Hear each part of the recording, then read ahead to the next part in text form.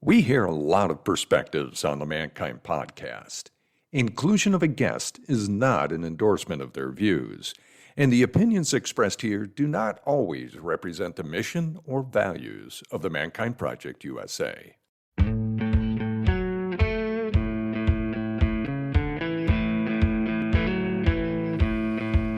Looks like the rain has gone.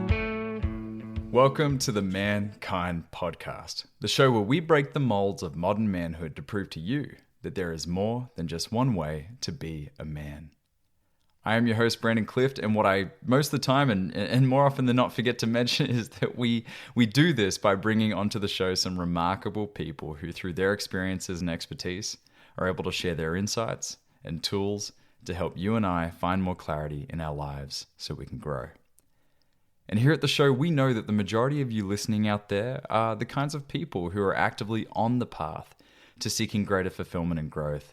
But in order to do that, you know that sometimes you need to invest your time, your resources, and your energy into personal development. However, the problem is in today's day and age, we are continually flooded and bombarded on our news feeds with podcasts, TED Talks, books, webinars, weekend seminars, and online gurus who are all promising that their course or their 12 secrets to success are going to solve your current life's challenges.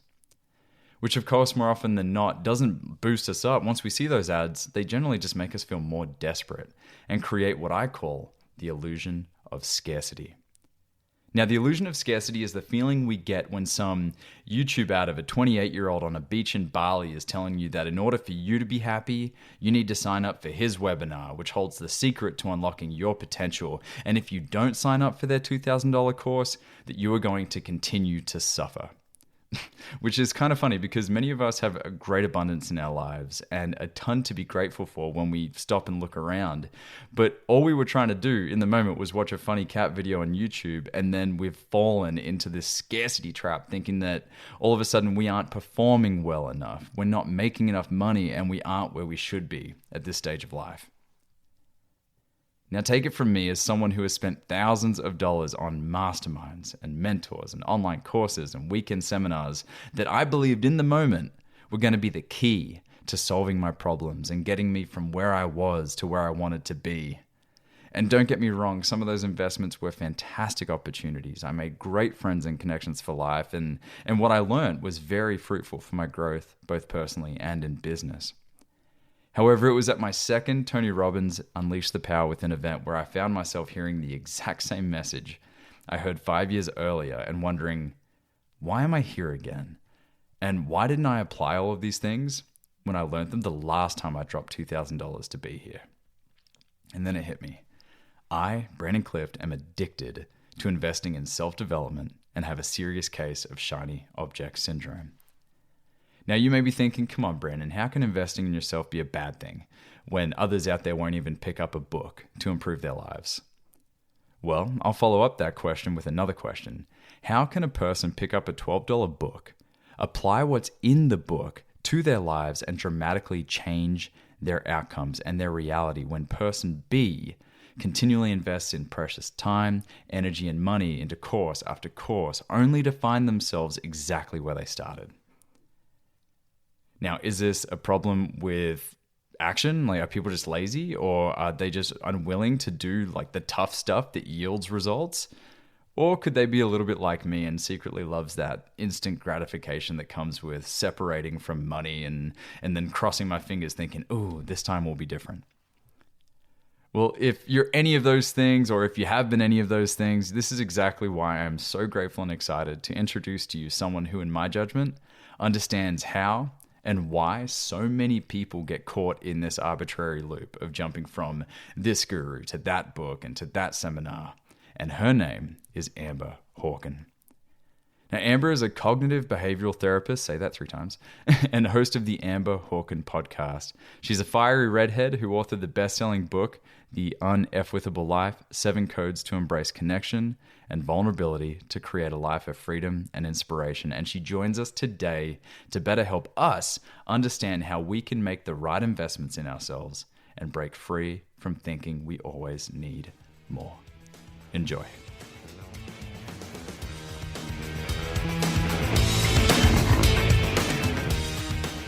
Amber, introduce yourself and we will get stuck into it. Hey, I don't even get an introduction. Well, no, see, here's the thing. We haven't spoken in so long. I'd be like, she's doing all these things. And you'd be like, nah, I moved on from that. So Amber Hawken, author, podcast host, all-round cool chick. What more glowing recommendation can you get? We'll go with holistic behavioral therapists, because it's an umbrella of different, a plethora of different psychotherapy trainings and et cetera, with a side of hippie. So perfect. Always love a little sprinkle of hippie. And look, guys, I will bet everything, all of my possessions, everything you know about me, my hat, all of it, to tell you that Amber Hawken is hands down one of the most impressive human beings I have ever met in my life. One of my deepest friends, longest friends, and just, I got to say, Ams, and there's no bias in this. This is truly just my objective truth of knowing you. I have never known anyone to truly walk the talk the way that you do. The good, the bad, the ugly, everything in between. And so I am so happy and excited to be having tonight's conversation, which is about how much self-help and growth is too much, which in itself seems like not like an oxymoron, right? How much is too much self-help and growth? And you've been writing recently and doing some videos and creating some content around what you've been seeing, not only in the industry, but with the market, and how people are getting so desperate at chasing this end goal, whatever it is, this path of growth that never seems to end. It always seems like we're turning a corner and we throw $2,000 at a program feeling amazing, and then at the end on feeling that we're not complete, or we haven't found that thing that we're looking for. So we find the next thing and the next thing and the next thing. Anywho, you know more about this stuff. Tell us what you've been finding, what you've been learning, researching, and your take on it all. Okay. Oh, geez Louise, how long have we got? So, firstly, thank you for what you said. I really appreciate it. That means a lot to me. It really does. It's very, it's nice to hear. So I think there's so many parts to this, and I'll kind of, what I'd first love to touch on is that I think it's really important to recognize that there's no way around the phase where things hit a peak. You know, it's natural. It's just like everything in this world, everything is cyclical. And so I think whether or not you're thinking in terms of personal development or spiritual growth or business growth or entrepreneurship, these are really intertwining together now, because they used to maybe be independent cycles that would grow and fall, but you see entrepreneurship and personal development and spiritual growth really kind of crossing over each other at the moment, because they're all starting to intertwine like that. So I guess I just want to honor before this, and I know that would never be either of our intention, but I think that even as soon as people hear it, it's too much, that what happens is inside of them something arcs up and is like, wants to grab it and go, yeah, it's too much, and it becomes this like slag off about it. And I don't want to bring that towards this conversation. I think it's really important to recognize that it was always going to happen, just like everything, it will peak. I remember when bodybuilding and fitness and gyms were bigger, like they were a focus. It was very self-focused, very body image focused. There's still a big thing, but I remember when that boom hit of boot camps in like 2012-ish, 2013, there's always going to be a peak of these things. And so I'm sure that there's been cycles over time, and we're seeing one of those in personal development and spiritual growth. And I also think we're in a really special time. I watched Greg Braden talk about this last night, the cycles of the planet and how it moves, and how, it's not just a circle as we think it is. It's like it's an oval shape, and there's a tilt to it, and there's an oblique angle, and you can match up like the temperature of the planet and breaking cycles around like financial growth in history and what happens in our world based on what's happening in this. And it's really cool when you look at all like the solar flares and the science is impeccable behind that. And it looks at 2020 being a really big peak. And so whenever we're going through chaos within ourselves, And obviously 2020 has been a world where there's like been chaos in collectives, chaos in family, chaos in community, chaos in politics. It's like there's chaos fucking everywhere. And chaos is always a really opportune time to be incredibly vulnerable and honest with ourselves and see where things weren't working. And it can be such a beautiful garden of growth, renewal, and all of that. So, of course, when there's chaos and there's vulnerability and there's pain and there's growth, it comes confusion and a sense of loss and a sense of like breaking down. Human beings, we love the feeling of certainty. We love the feeling of control. Personal development, spiritual growth, they tend to promise this, or at least like sell this. And so I think it's incredibly normal that right now it's boomed and it's become noisy and it's become overbearing and it's become, in many ways, counterproductive. Because just like anything out of balance and overconsumed, it's no good. It's another addiction. It's a way to bypass what is rising up to be faced. Pain that can be a portal is otherwise being buffered through promises of this is the answer, or finding this key, or do this thing.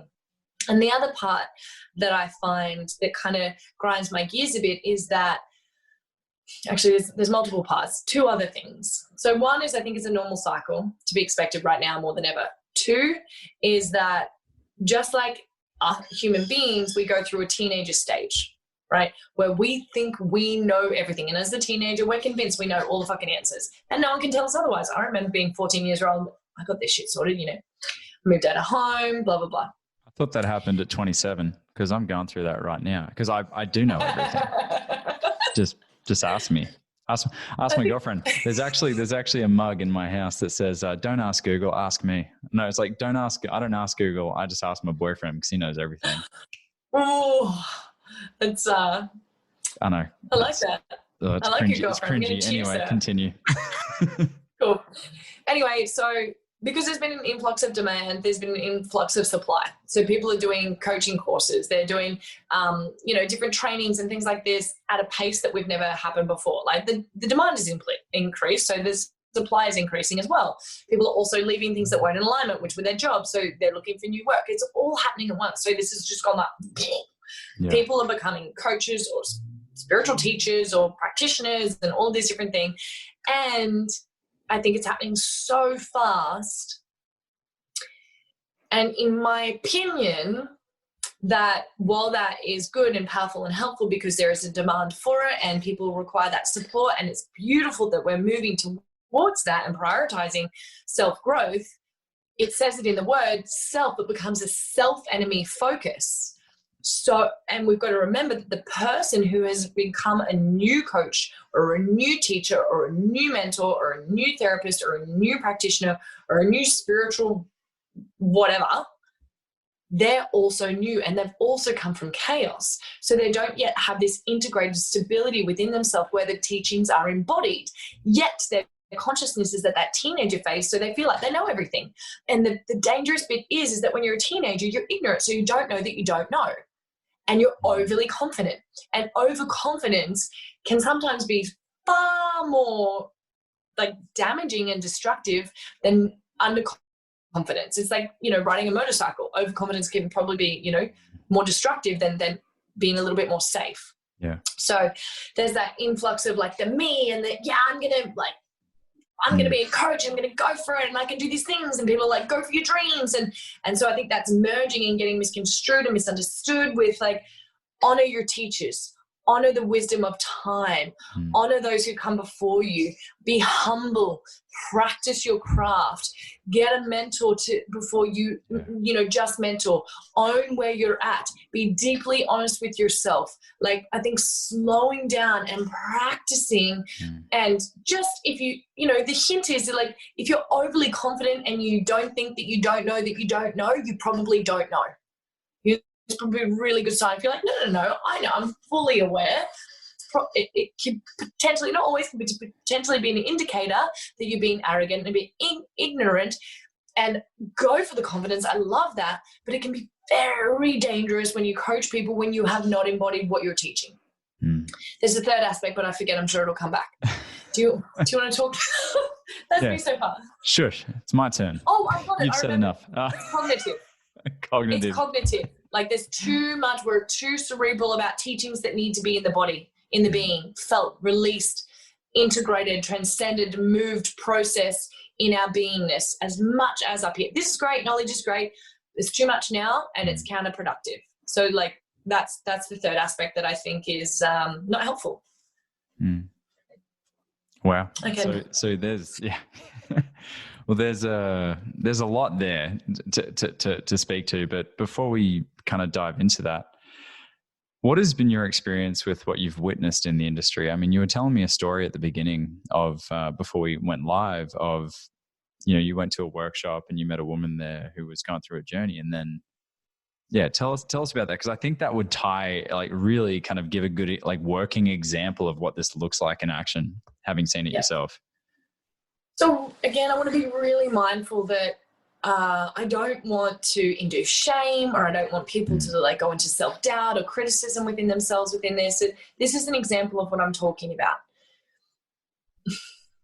I went to a workshop and there was a woman there sharing her deepest truth and her beautiful heart, that for 3 years she hadn't had an orgasm, but she would share her sexual energy and intimacy with men to try and feel something, to try and feel like she was being loved. It was a way in which she was covertly manipulated in order to receive, like she was, giving of herself without feeling connected, like pussy, heart, mind, everything open. And she was shut down, like from the neck down. She wasn't able to orgasm. She was struggling with money. She was in self-doubt. She was in a big transition. It was such a beautiful thing to vulnerably share. And like we all go through these phases where we have these moments, these dark times in our life. And 3 months later, I saw her selling a program of becoming a multi-million-dollar entrepreneur and coach by tapping into your sexual energy. And she was leading this program. And I thought, okay,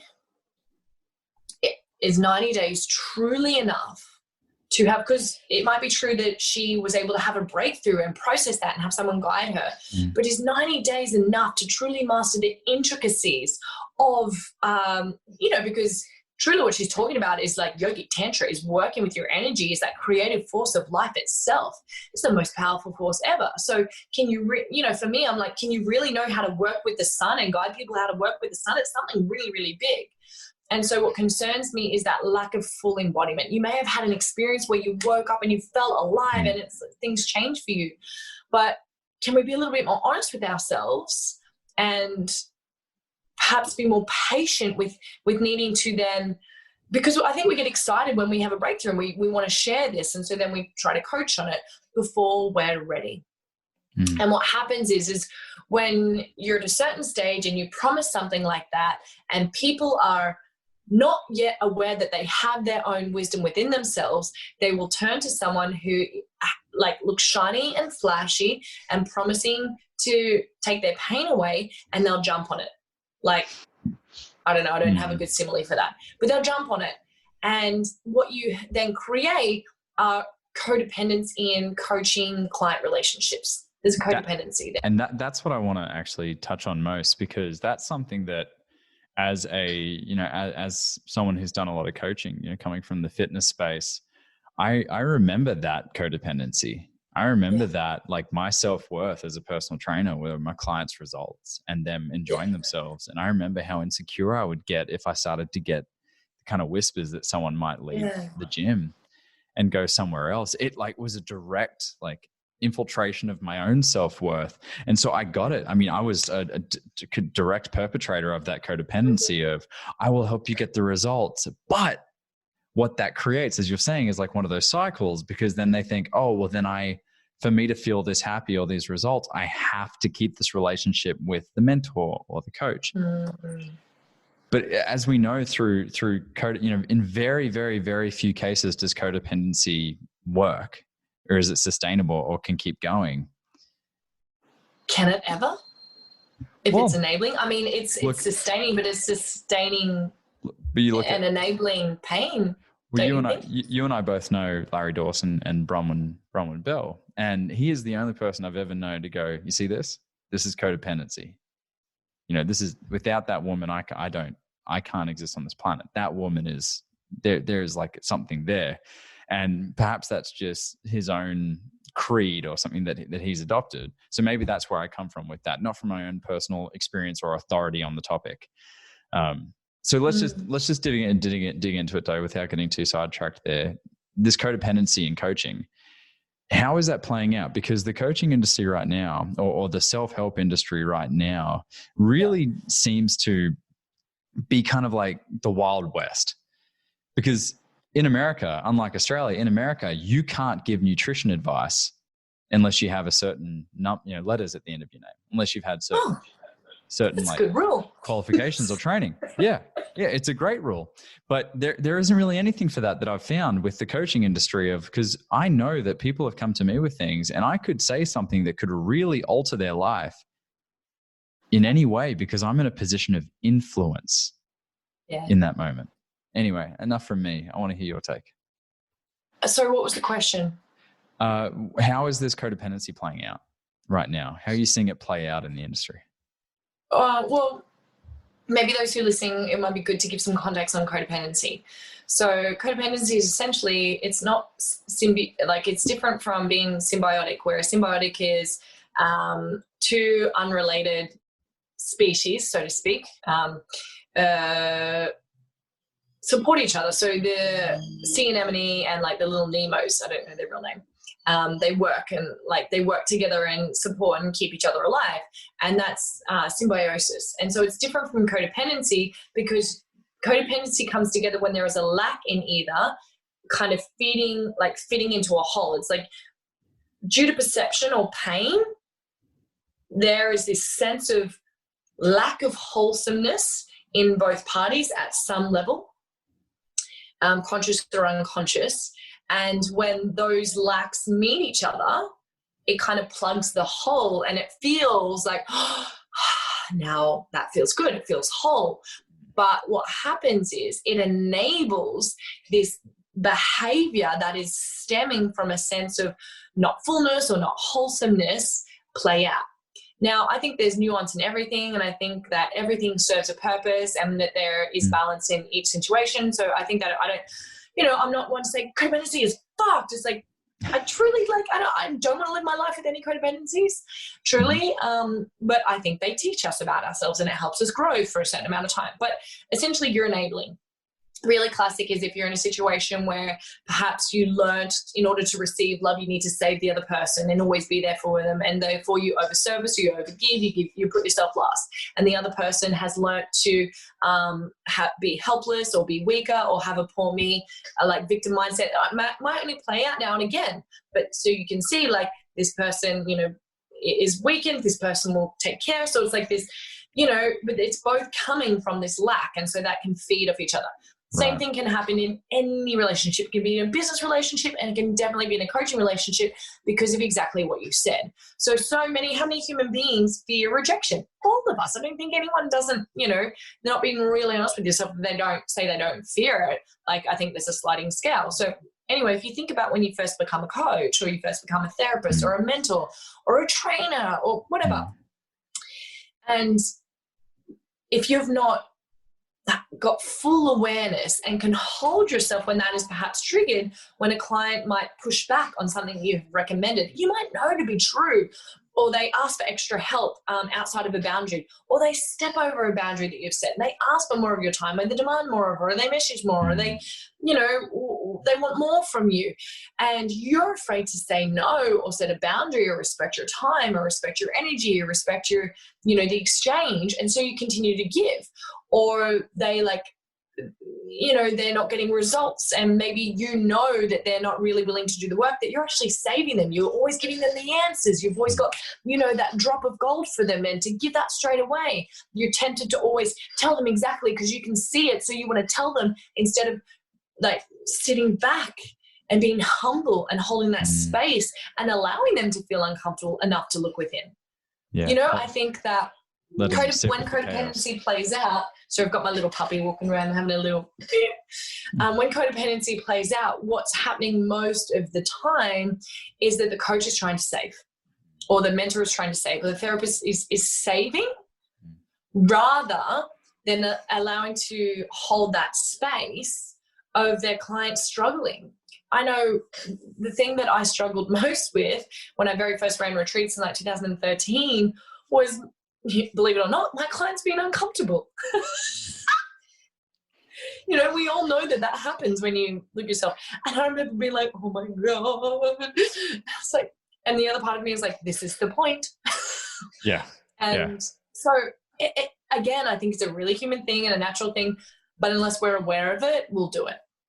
And it's dangerous because you're not really supporting the client to find their own answers. And when your teachings as any kind of person of influence is you're having the answer and you know better than them, or you have the answer more than them, it's dangerous. Yeah. Because I think we should be supporting people to return back to their own wisdom and guiding them there.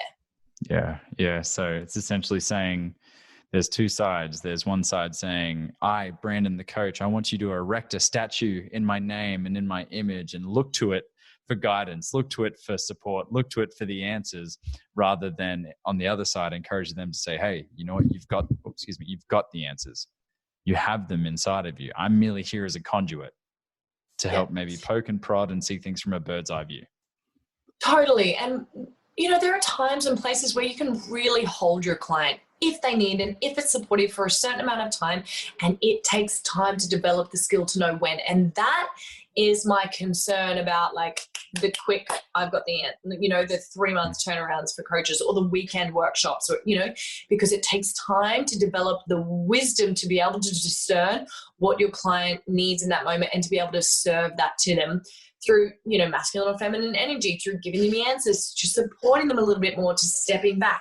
It takes time to develop that skill.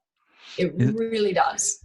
Yeah, I can definitely resonate with that, because I've definitely had clients go through, say, like a 12-week journey, and, you know, granted, some good results, great results, depending on the person.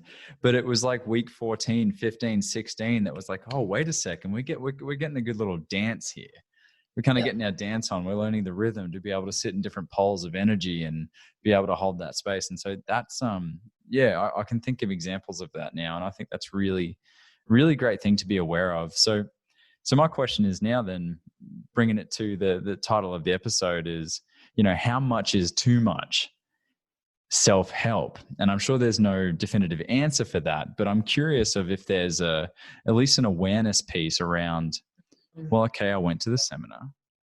What can I do to let this sink in over time? Or, I don't know. These are just ideas I'm having off the top of my head right now. I'm sure you've put some thought to this. Yeah, for me, it's really straightforward. It requires a lot of radical honesty with yourself. But it's going, okay, cool. So this is what I learned, integrated into your life. It's probably really simple. Integrate that learning. It could be maybe you realize that you have the habit of people pleasing, and people often think, oh, I'm really empathetic and I feel others, so I overgive. Yeah, same, right? Yeah. So I overgive and I overservice. You know, I'll say yes, blah blah blah. Not great at boundaries. They might learn that, have that awareness. Great. So if that's what you've received, if that's what you've learned, if that's what you've understood, act on that, work with that. Don't then go, okay, cool, I've had this awareness, and then get tangled up in the story of it, and then go to the next self-help thing or the next therapist or do the next thing to go and get that fixed, and just keep learning. Like, it's like awareness is great for a moment, but we shouldn't sit in awareness and then turn awareness into a new identity, right? Oh, I do this because of this. I'm someone who I learned that and then we put ourselves in boxes and categories like, well, I'm a 7 on the numerology chart, or I'm in an FP, or I take on like the manipulator when I'm not, you know, instead of my magician, or like do you know what I mean? Like I have a codependency because of this, or I learned to, it's just like tangled. Cool. We've got an awareness, and then we're like, oh, and we identify with it. And then we just kind of carry on all our little things that we were unconscious of, and we become consciously competent of our fucked up shadows playing out. So we're unconsciously competent at it. We were doing it real good and we didn't know. And then we become consciously aware that we're doing it. But often what I'll find is someone doesn't receive the lesson and work with that medicine. They will just go to the next thing. Receive and integrate it. Sorry to cut you off at the crescendo. So receive and integrate it. Just it's there's a common analogy that we use in the Mankind Project, which is, especially the kind of staple new warrior training is you go up and you get a set of tools. Yeah. You get a set of tools and you are the tool chest, really. And with these tools, you can do many things with them, but you first need to learn how to use the tools, how to take care of the tools, how to store the tools. And I can speak from my own journey. Like, you know me, Ams. I've never done things slowly, and it's always been rush. And I've learned that along the way, so long as I'm rushing, I'm dropping these tools along the way and forgetting them because I never really integrated them properly and let them kind of sink in and go, hey, you know what? It's cool to be a white belt in this. I don't need to be seen as a black belt in this thing I've just learned. Yeah. And to just take time and be patient with it. And so speaking of receiving and integrating the kind of medicine. So when I was back in Australia in February this year, which, wow, seems like ages ago now with all this COVID stuff and the way the world has been in election year. Gosh, we've done, as a species, I feel like we've underwent a lot. But this ceremony, to be honest, I went in knowing that I was going to walk away with some gold, but not knowing the kind of impact it was going to have on me and my life. And it's your Sovereign Space workshop. I don't know if you're still calling it that. Is that right? Yeah. Cool. I like that title. Sovereign Space workshop. And I went in there kind of, definitely in a transition in life, and still very much at a stage of, I'm pretty sure I've been able to diagnose all of what's going on in me. And, I'm a conscious guy. I work through this stuff. I'm a part of the Mankind Project. I'm an emotional man. Not many people can say that, right? This, this identity that's built around self-help, self-growth and work. Yeah. And I have never been more, let's just say I've never stood so close to the fire in my life than in that workshop. Between, I don't want to give away everything, but between the ceremonies, between breath work. I have never been more uncomfortable in my life than during breath work. What was going on? I'm like, I do Wim Hof. I'm good at breath work. And we're sitting there doing this breath work, and I get 15 minutes in and I roll in a ball and I'm crying saying, I don't want to do it anymore. I don't want to do it anymore. I don't want to do it. It was intense. All of this stuff coming out. So let's talk about this workshop and talk about, Sovereign Space, because I feel like all of what we've been talking about really does come back to the conversation of sovereignty, meaning my kingdom around me right now, the reality that I create in the way that I see it, through the lens that I see it. This is my sovereign space here. And if this isn't clean and I've told myself it's lacking, then I've got to go find more answers and find more things to make this kingdom better. So let's talk about sovereign space for a second. Firstly, why have you created this event? Well, actually, because my clients who come on retreat with me bugged the shit out of me to do something that was a day event. That's actually why. You're like, Amber, do we have to spend 5 days at a beautiful retreat in the mountains of Tambourine? Can't we just do it in a day? And they're like, can we just do a top up to it? And I have such a deep respect for the medicine, like the work that I work with. What my teachers have taught me. And so being thorough is really important to me. It's really important to me.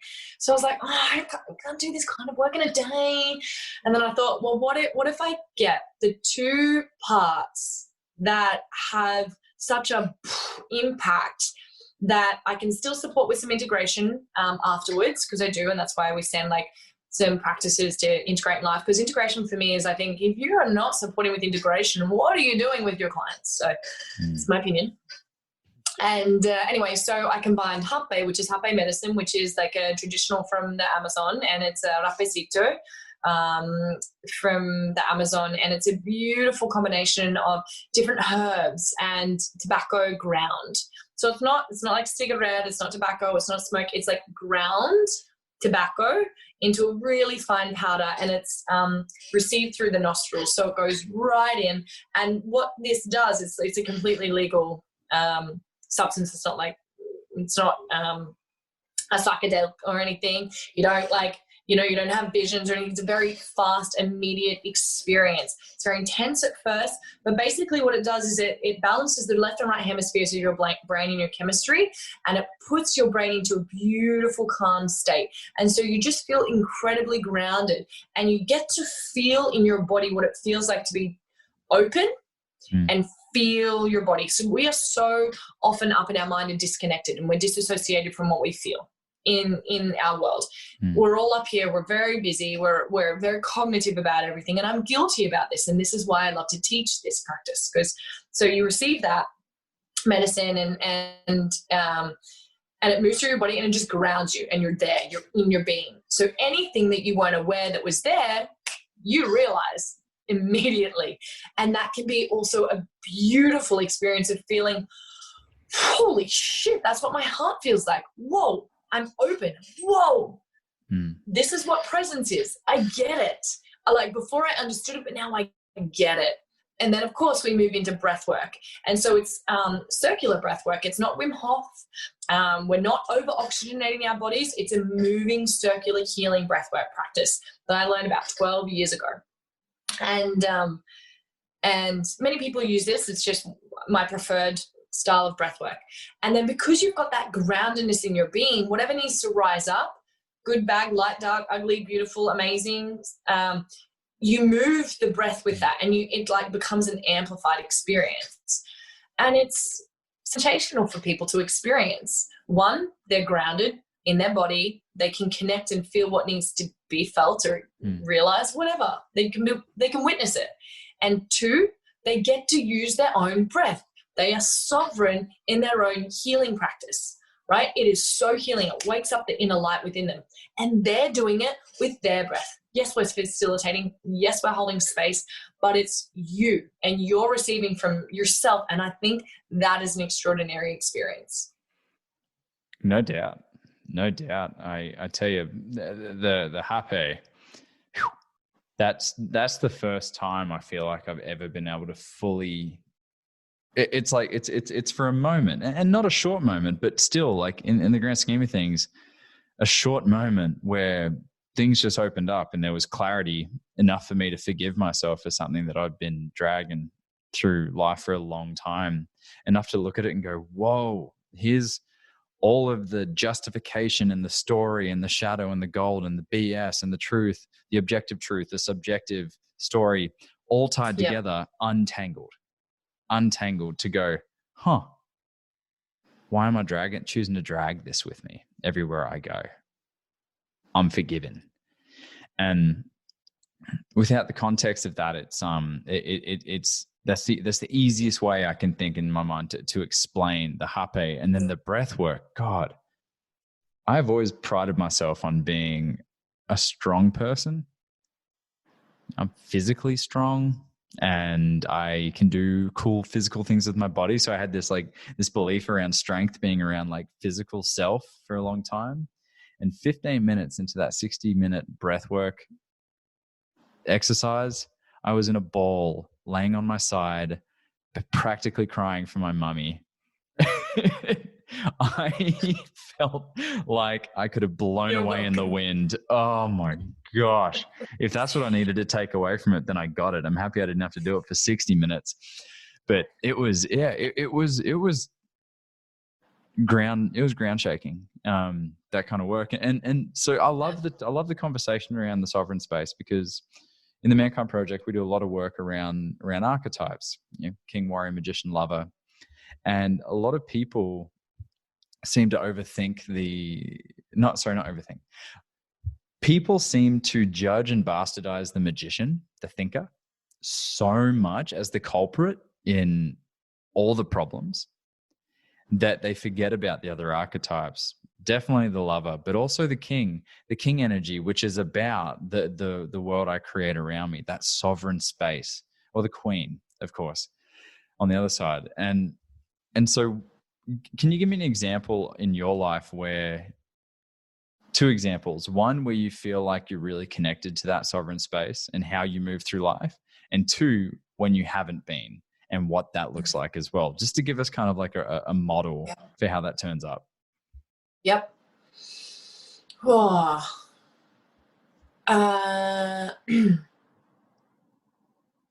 So one that I have created, to me, sovereignty, just so I can give some context on what I'm going to share, to me, sovereignty is realizing that you're responsible for your life and that's liberating.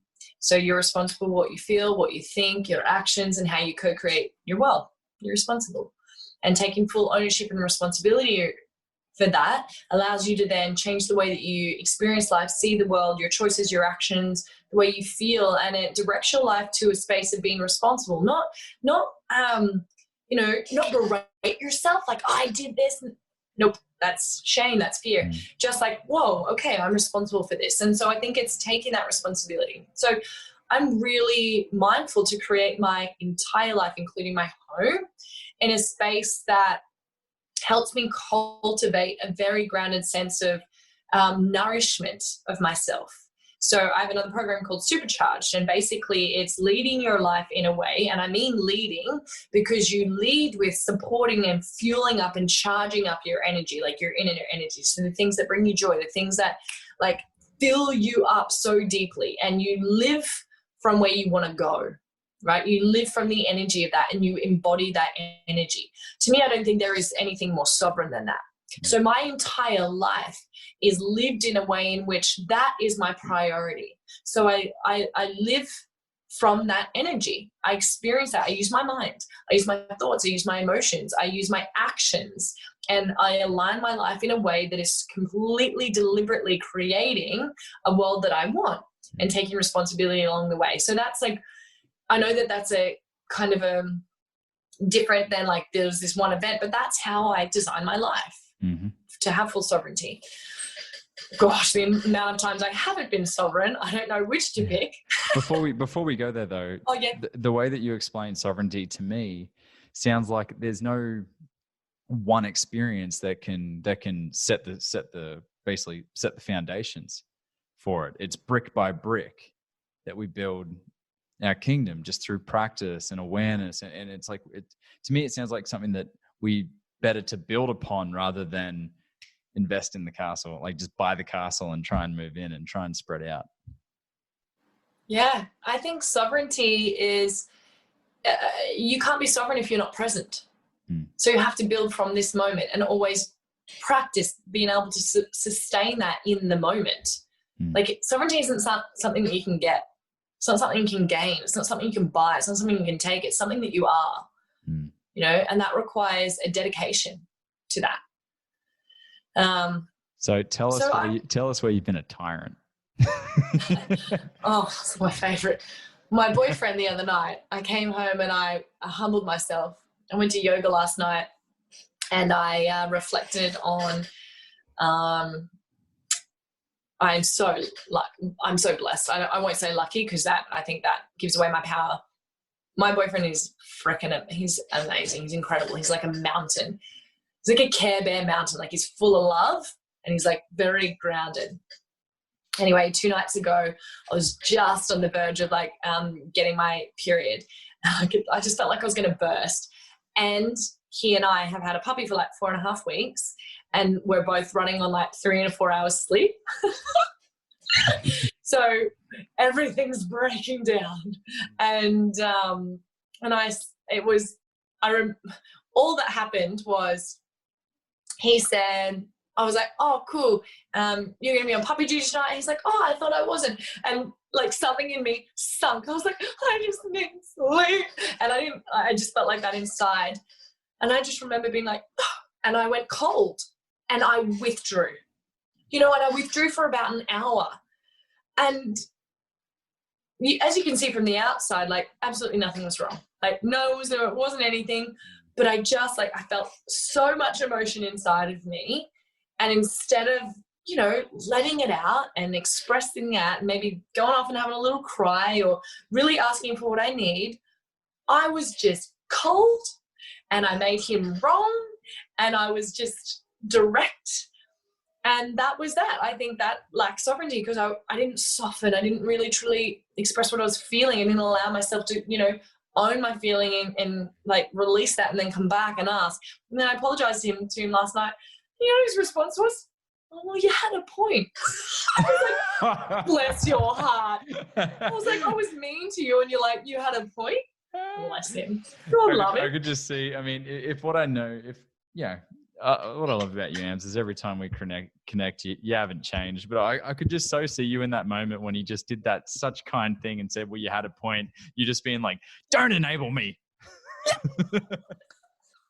I was like, "You deserve better." I was direct. He was like, "Well, you were so tired." And I was like, "It's unacceptable." Yeah, that's unacceptable. How dare you enable me? And then you walk away and he's just like, "What just happened?" It was so gentle. It was so beautiful. And I got it because we were both tired. But essentially the lack of sovereignty there was I didn't I pushed down my emotions and I closed down and I pulled back. And then I was, I pointed the finger. It was just, I haven't felt like that in myself for a long time, a long time. I couldn't tell you, it could have been a year since I've had that kind of reaction within me. So it was a really obvious one. It was only 2 nights ago.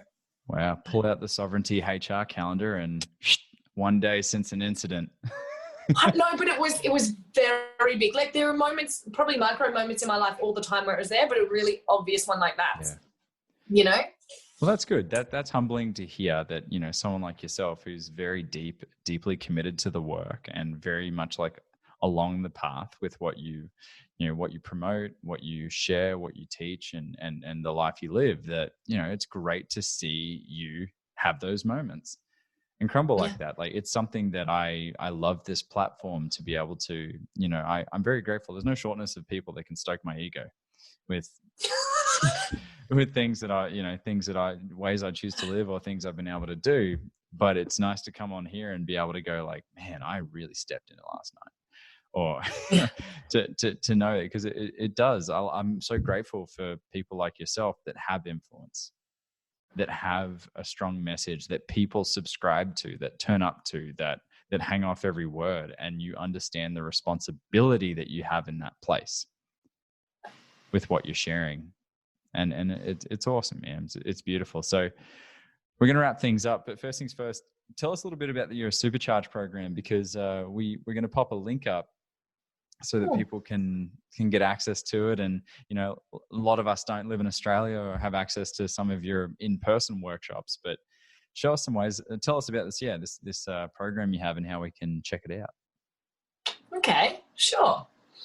So Supercharged, like many things, is really understanding what I said about deliberately designing your life to be sovereign and there's a couple of elements to it. One is that I think we are deliberately, from something or other, within, without, I don't know, given a set of kind of a dream, something that I really dream, I really desire, I really want to do.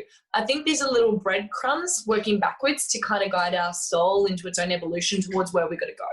And I think the human part of us, and also I respect our humanity. So it's this beautiful, bigger part of us to respect that growth and that evolution and that pathway. It's that intuitive path. And I think that we are here to align ourselves with that.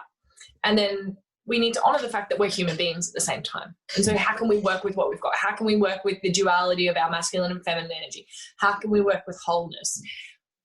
Supercharge is about really practices that are so deliberate. They're very simple. They're very simple principles around mind, emotion, movement, energy, breath, body, embodiment, of being in living from, experiencing and embodying the energy of which you wish to create. And it teaches you how to move like your own blocked emotions. I basically wish to create sovereign beings who know how to deliberately create their life and move through when they're stuck, move through when they're caught up, move through when they're entangled with their pain. Like get that energy going within themselves. And so we teach these different principles. It's over 12 weeks. You get a 90-minute breakthrough with like myself or Beanie or Robbo, who are two coaches that I work with that are extraordinary mentors of mine. And then over the 12 weeks, there's 6 masterclasses that are group masterclasses with our group. And then you have access to a WhatsApp group where every single day I either deliver you like kind of a drop of gold, a sentence, an instruction, a practice, because it's very much like you do this every day.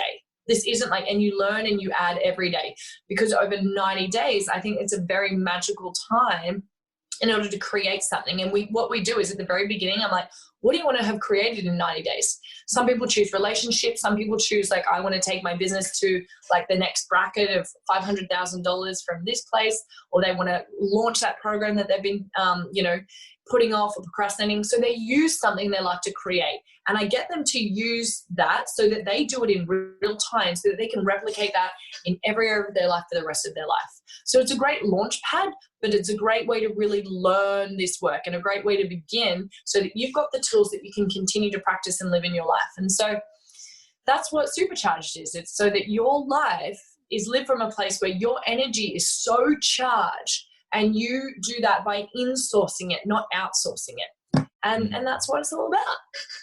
I love it. In a nutshell. Empowering them. They're the hero in the story, not you. They're the hero. Yeah. You're just the guide. I love that. I think that's so important. Yeah. So important. So that I'm going to do that in December. I think it's going to start. So I'll probably market it. I don't know. I don't really have very good marketing plans, but sometime I'll announce it soon. Well, but there's a waiting list you can jump on from when I do announce that. Yeah, and I've just posted in the comments below that link. If you want to check it out, jump on the waiting list wherever you are in the world. Get involved. Yep. Amber, this has been so much fun. It's different now, not being in the same geographical sphere to catch up. And I love that there's opportunities like this where, and it's funny, in person, our conversations don't differ much away from this.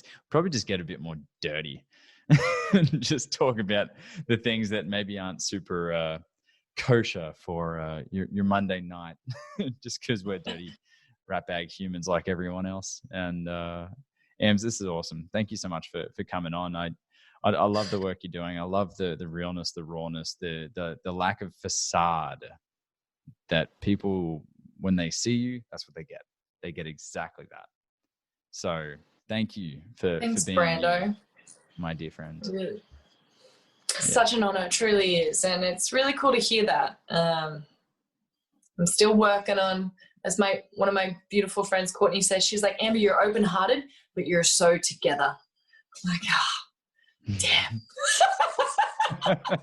So I get it, still human, but thank you. It really is an honor. I'm super stoked. It's a ball. I have so much fun when we have these conversations, and I really just completely forgot that this is on a live thing. So I have no idea what I said, but I was up. Oh, look, chili dog.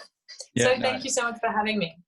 Pleasure. No, because of this interview, you can never be a politician. I'll tell you that much. It's live. So